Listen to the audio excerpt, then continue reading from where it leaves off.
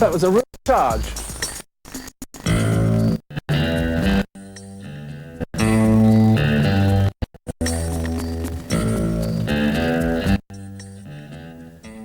Getting to grips with animals is one passion in the life of John Aspinall. Other is the gambling that made that passion possible.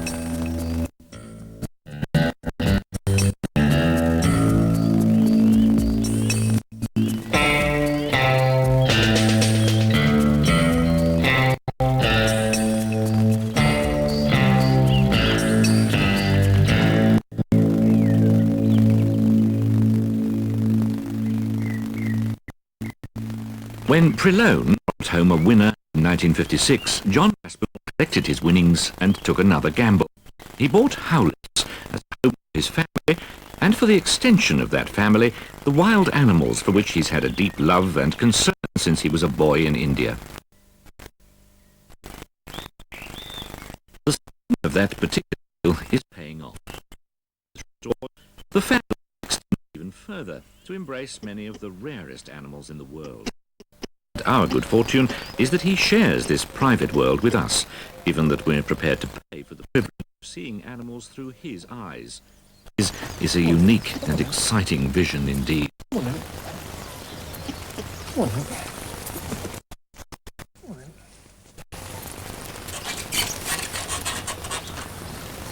What have we got here?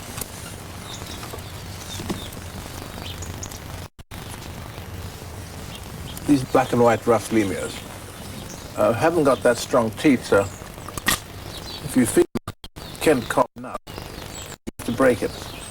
They probably could gnaw their way through it. But these animals are fairly rare. We've got 3 breeding groups here, Howlets. And this year we bred 4 babies from 2 different groups. Luckily 2 boys and 2 girls. They're quite popular with the public because they're black and white. Like pandas, colobus monkeys, anything that's black and white, the public seem to like for some reason or other. These are purebred, and a number that are in zoos are crossbred, so they have a special value. They're doing reasonably well in zoos today, very badly in their homeland, Madagascar, where they really are extremely threatened. Every housewife knows what they are, of course. They have them, see them every day of their lives. Dates. Fresh dates, though. This is a mangosteen from Indonesia. I've opened it up for them. They like that soft fruit in the center. Our policy is to give them a wide variety, because in nature they would probably feed on 150 or 200 different types of food. Every Monday he makes this round of his friends, for that's what he believes they should be, both to him and to us.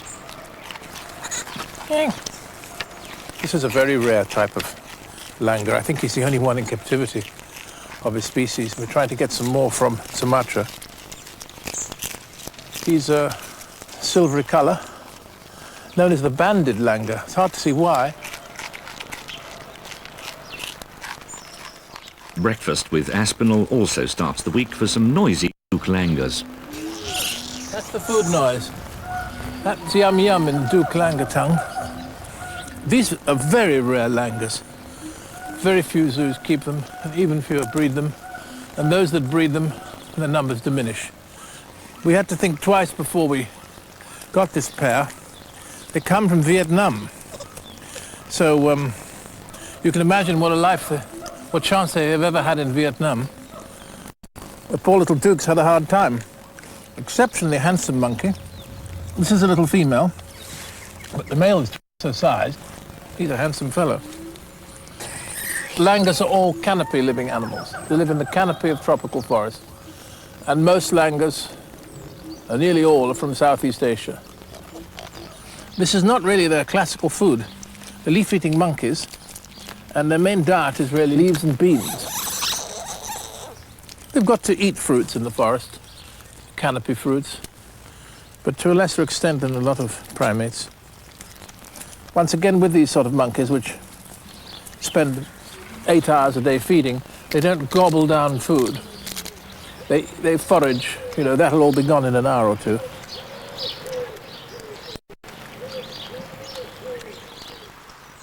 One of Henry VIII's admirals once owned howlets in the 15th century, when many of Aspinall's friends were unknown to European eyes. Then they were safe in distant wild forests. We had yet to become their enemy. No creature has been more misunderstood and misrepresented than our nearest relative, the gorilla. It's well known that human contact with them in the wild is possible, but it has to be on their terms. As part of the Howlet's family of animals, that natural relationship has been developed beyond what would once have been believed possible. Coming in with the gorillas, like this, is a tradition of Howlet's. It originated 28 years ago when I collected some orphans and formed a gorilla band. And Nkijo here was born here 12 and a half years ago, and I've been playing with them all for all this time, and so I've just grown up with it. Out of the 34 gorillas in the colony, we can go in with 33. So only one has proved too rough and a bit unpredictable in terms of human play. The keepers here have got the same relationships that I have with them, really. They've all got, the keepers have their preferences and the gorillas have their preferences.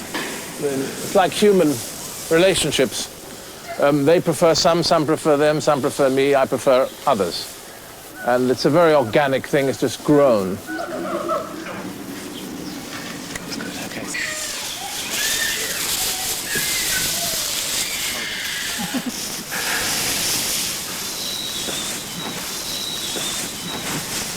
Peter and Ian just enjoy it. I mean, once it becomes not enjoyable, we wouldn't come. It's good fun, and it's a great excitement, and that's the main reason why we do it. I mean, like everything else in life, one does what one enjoys doing. There's no sense of duty or anything brings me in here. Plain pursuit of pursuit of pleasure. I think it's a very emotionally restoring thing. We feel a bit better when we come out.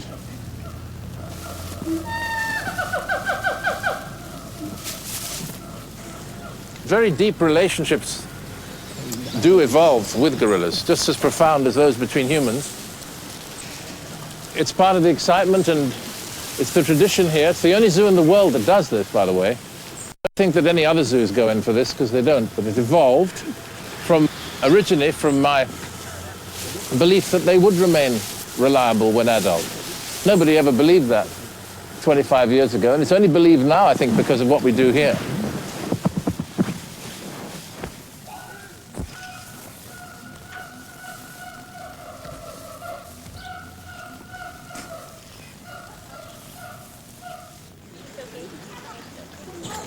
The object of Howlet's is really not just to breed gorillas per se. We've had 28 births and 25 have been successful. The object really is to try and form breeding groups, families, 3 or 4 of them, and then maybe 4 or 5 later on, in 5 or 6 years, when we build a gorilla enclosure in Port Lim and return them to the wild, maybe in 8 to 10 years' time. That is return a whole family. The only possible way to do it would be to get a group that is integrated with a dominant male, 5 or 6 wives, 6 or 7 children, with the keepers attached to them, and then perhaps that whole group could be pioneers and return to some relatively safe wild place. Now, there's no other zoo that has that sort of thing in their sights at all. They probably think I'm mad to even think of it.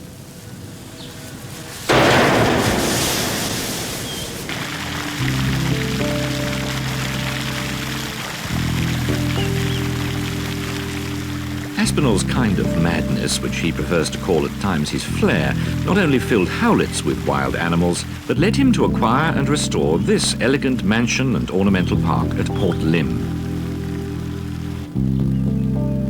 Much of its pre-war glory is reflowering, but again the original owner, Sir Philip Sassoon, might have been startled by Aspinall's immediate vision of the 300 acres beyond the terraced gardens as a kind of Kenya in Kent, Africa, or Mongolia, or America, with a view over the Channel to France.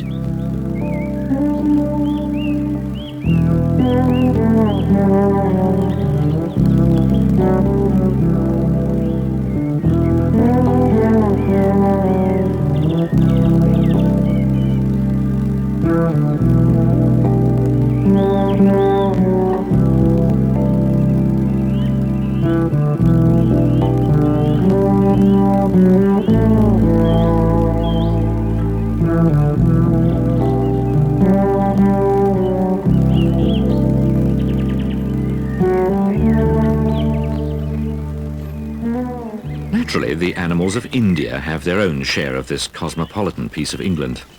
Water buffalo, axis deer, and barasingha roamed the forests and plains where Aspinall was a boy, and perhaps his eyes began to see them then, much as they feature in the mythical stories of Kipling, where the animals really are the friends of man.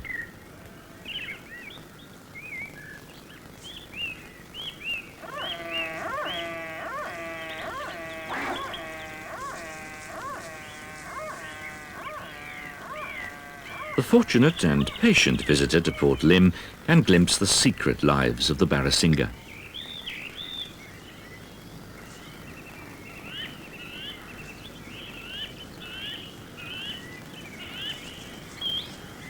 The stag tests his hinds to see if they're ready to mate.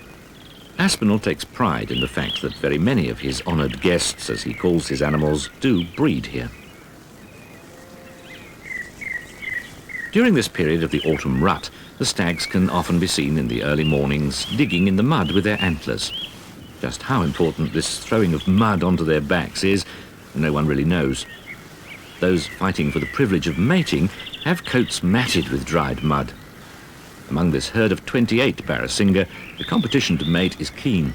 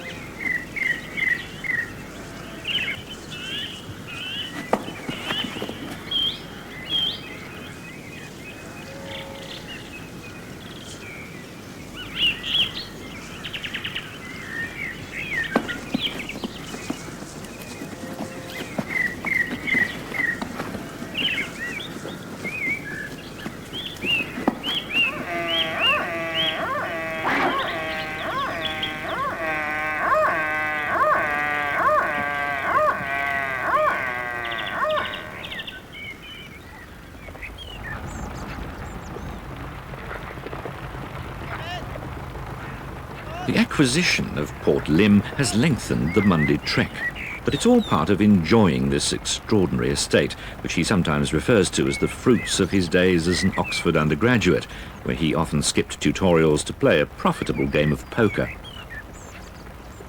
I guess I was a gambler first, and still am a gambler. I mean, part of my nature. And it hadn't been for the gambling and whatever success I've had there, I could never have really bought howlets or acquired any of the animals in the first place. So this all really stems from the gift for gambling.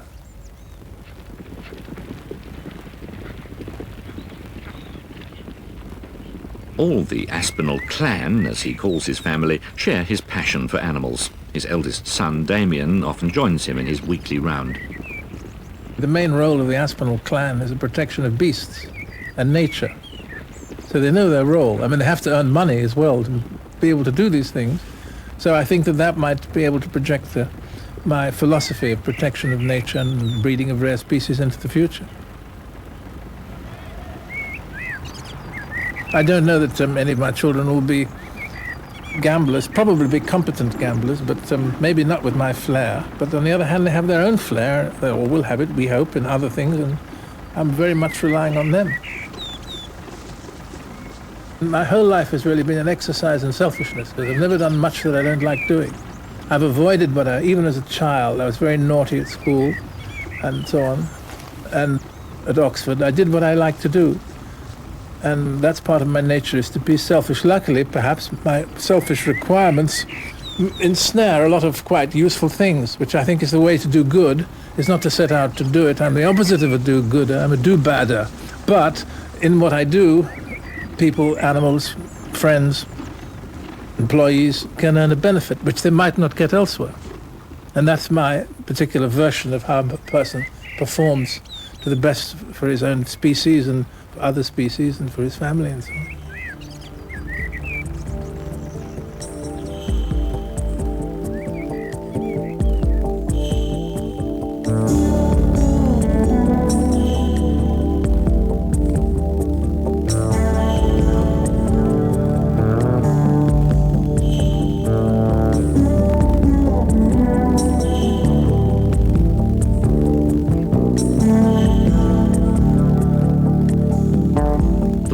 Horses of Europe became extinct last century. But in 1878, in Mongolia, Colonel Przewalski, a Russian explorer, saw wild horses like these.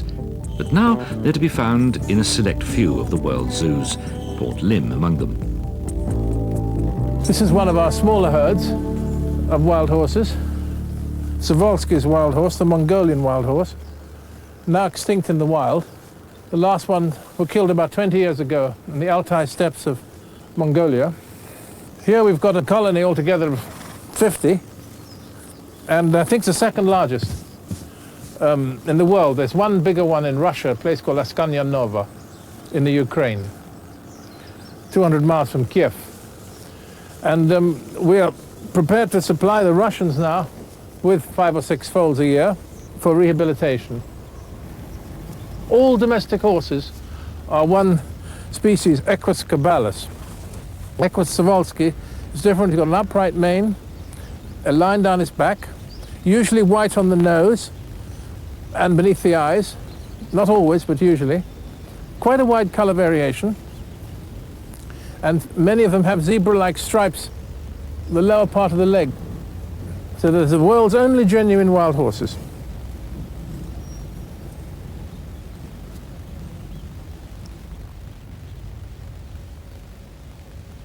The health of all the animals at Howlett's and Port Lim is watched over very closely.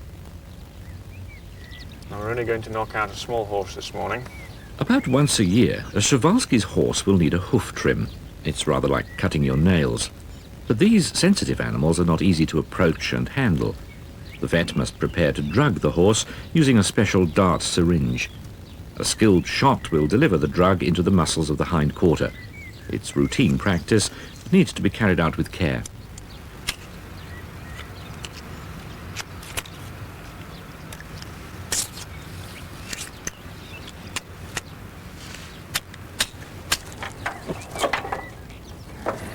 Right, I think, Chris, if we walk up a bit, Okay. cool them down as they've seen there's a bit of chicanery. All right.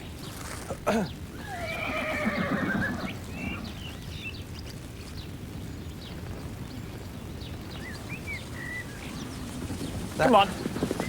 That's her there that you done last time. That was last Yeah. week, was it? This little one here we could possibly take. Right. She could be... This character here. Yeah, she can be 51. Okay. Let's see if we can get her separated off a bit, shall we? Steady, steady.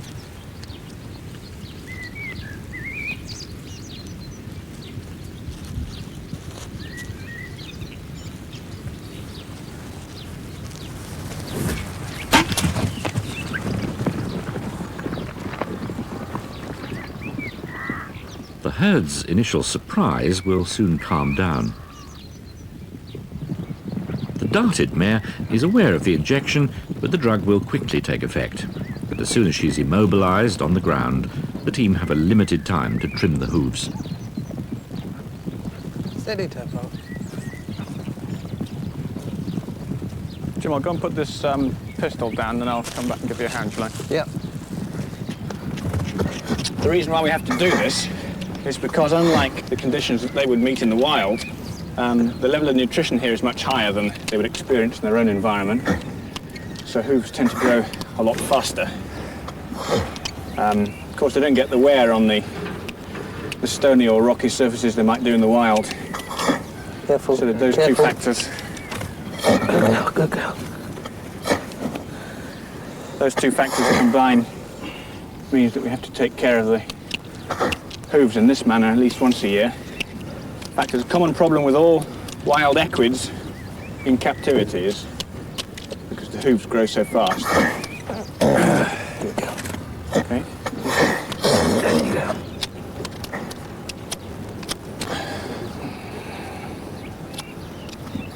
I'll be okay.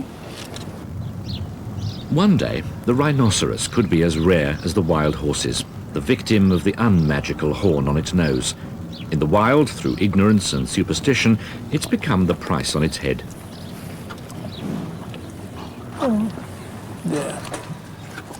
There's a good girl, yes. They're chocolate-eating rhinos, a very rare breed. They have a weekly treat. In fact, we get through about 35 bars a week of chocolate. The elephants and rhinos.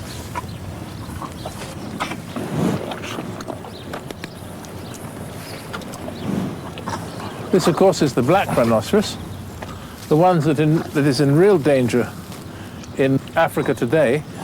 In 1970, experts reckoned there were 65,000 in Africa. Now they reckon 3.5. So in the last 15 years, their numbers are declining dramatically. At least here, we've doubled their numbers from 3 to 6. These two mothers have both had calves, which are in the paddock over there. Doesn't sound very significant, but if we can continue that trend, we'll have a good number of these in 10 or 15 years, maybe 18 or 20. Aspinall hopes to increase the numbers of African hunting dogs as well. This is an amazing animal, the African hunting dog. For years, for 2 centuries, he was persecuted relentlessly by everybody, including game wardens. Recent studies have told us that the wild dog is absolutely essential in the general picture of African hoof stock, in that he disperses the genes. He relentlessly runs down herds, groups, and frightens them to such a degree they all disperse, and so genes get disseminated. Because herd animals tend to inbreed if unmolested. It's got enormous stamina. They can hunt an animal for 10 or 15 miles if necessary.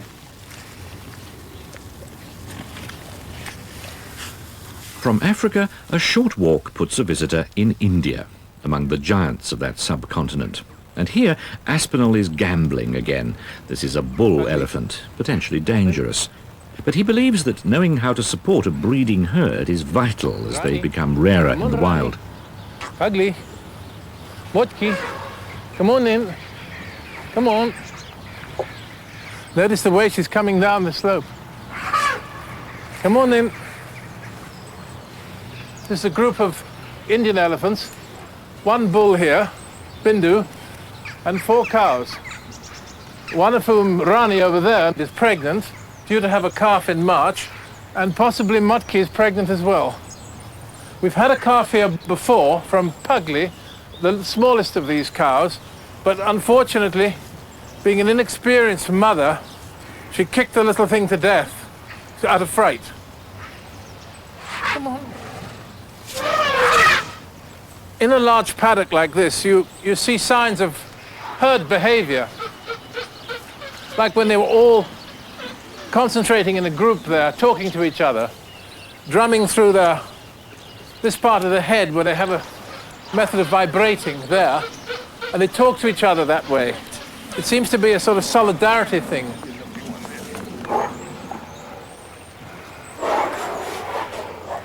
If you tickle them under the chin, they sometimes do it. Come on then.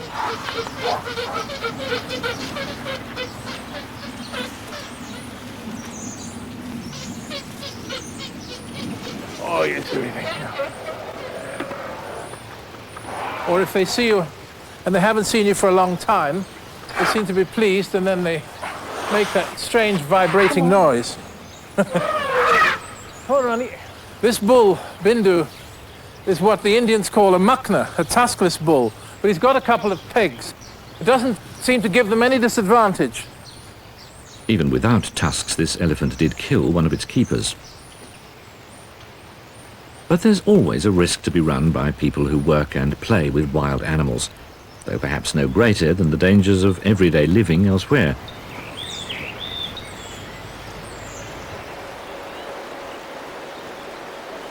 There's a vast forest in Togamba, which is in northern Sumatra, which is scheduled for clean felling.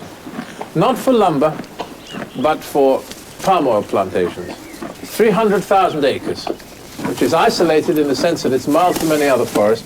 All the mammals and birds, except those that can fly to other forests, in the case of a few elephants, might be able to make the trek to other forested areas. All the other mammals really are doomed. And we're on a rescue mission there in this forest to save some of these Sumatran rhinos, which is the rarest rhino in the world, other than the Javan rhino, which is even rarer. He was the first one over that we caught, and we named him Togamba. It's after his homeland. There's another female in camp there now we've caught. It's coming over in May. It's called Maranti. She's beautiful. And of course, if they can ever breed here, it will be the first ever born in the Western world. So this is an animal of extreme rarity, extreme excitement and interest. Wonderful, legendary figure. The only living relative of the famous extinct woolly rhino. Still got some of his wool on him. Wonderful temperament they seem to have. They're great athletes and very, very wise animals.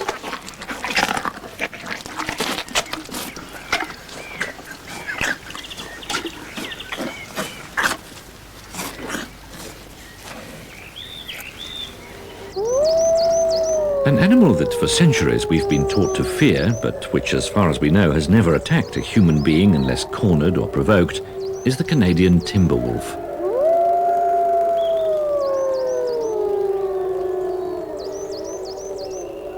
These woodlands at Port Lim have been tailored to match the kind of forest these pack hunters are at home in the wild.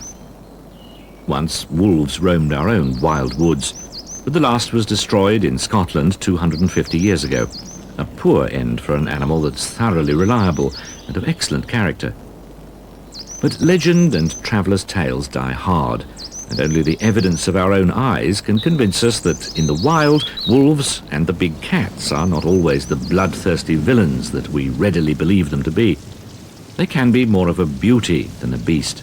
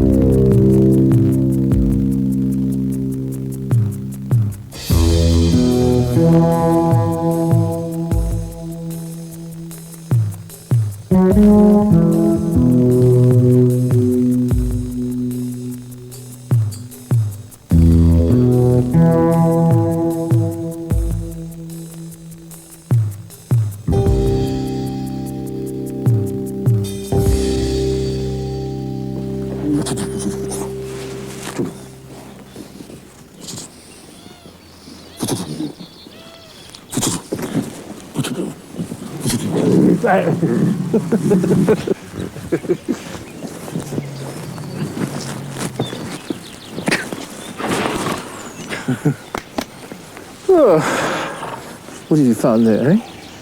Yes, it's amazing as they get older. They seem to understand that we can't really take the very heaviest prey. And that applies to most so-called dangerous animals, that they understand human frailty and act accordingly with incredible restraint. 1 in 12 tigers prove to be unreliable in terms of human interaction. Go on then.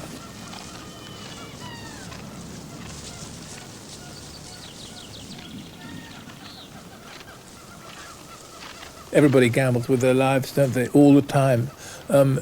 it's not really as risky as it seems. The accidents we've had here, only one of them was from being in with an animal.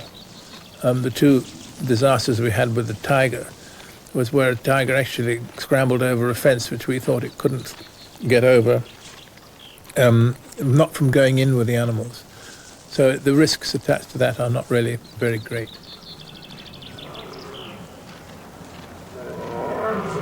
Most zoos just get rid of tigers when they become old, like him.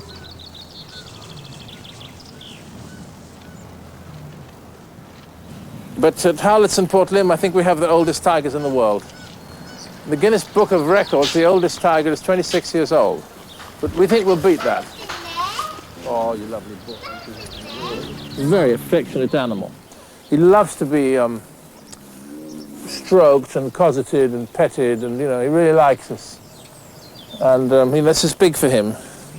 He's an old pal, aren't you? And a very big, and that's, he's got my hand smelling of meat. I've just chucked him a thing, so all this smells of nice raw meat. That's why I gave it a sniff. He might urinate on me now. That's a good sign, by the way. It's marking me as his friend. But he didn't.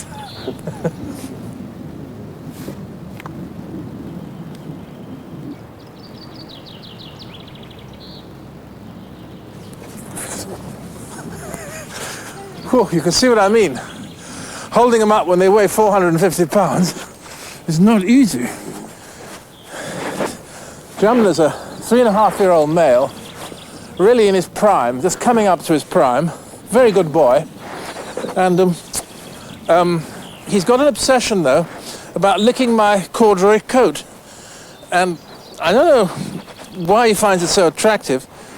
It's possible that the papillae on his skin, the tigers have these papillae, find a grasp on the cord here, the ridged corduroy, and he loves doing this. I think he'd do it for about an hour if he had the chance. It merely means, though, if I want to stay in with him for more than about 5 minutes, I get bored, so I then throw the coat out, and he acts normally. So even tigers have their little obsessions. You silly boy, aren't you? What a silly thing. A lot safer. Yes.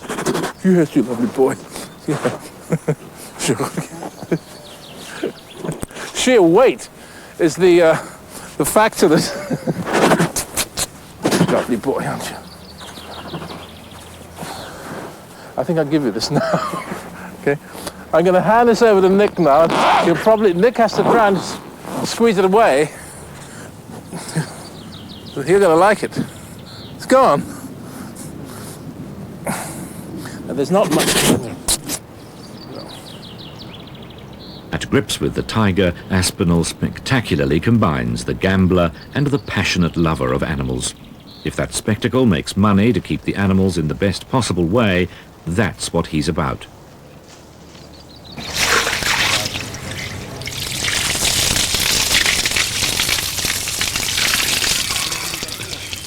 This elephant's natural playfulness, with an element of mischief, could be said to reflect the attitude of the man who gave it a home. Go on, then. Go on. But these are African elephants, and they're not here just for the fun. The original input of elephants here all came from calves that were saved from culling exercises. When they culled, massacred whole herds in Zimbabwe and South Africa. These are the little calves, all of them, everyone here except the ones born here, was saved from culling. And so at least this lot might grow up and breed and form a proper herd to replace some of the hideous culling of elephants that goes on in Africa.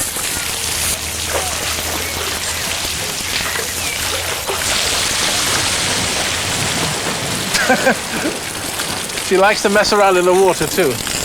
This is a lovely little, this is the famous Sabi, first one ever born in the United Kingdom.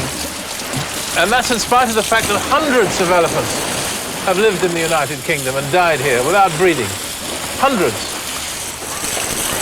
So we feel quite proud of this. There's only actually 3 in the whole of Europe which are domestically born of African elephants, and 2 are here that are alive today. She looks pretty well to me too. Sabi.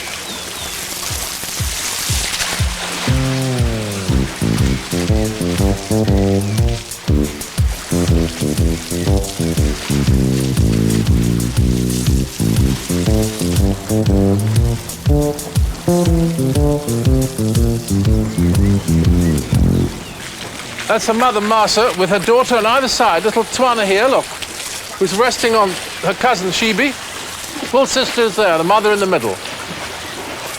Nice little family group. 4 girls. Go on then. This is, I thought- Sorby. Sorby.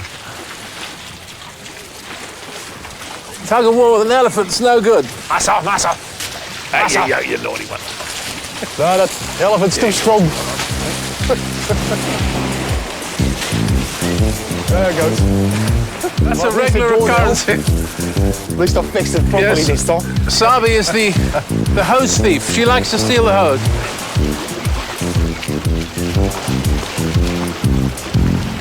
More dangerous than a tiger keeper is a keeper of an elf and bull, because they have these seasons when they go on must, that is, they come into rut, and they are very unpredictable and aggressive. And they still have to be looked after, taken care of, put in at night, and so on. So it's a very risky business.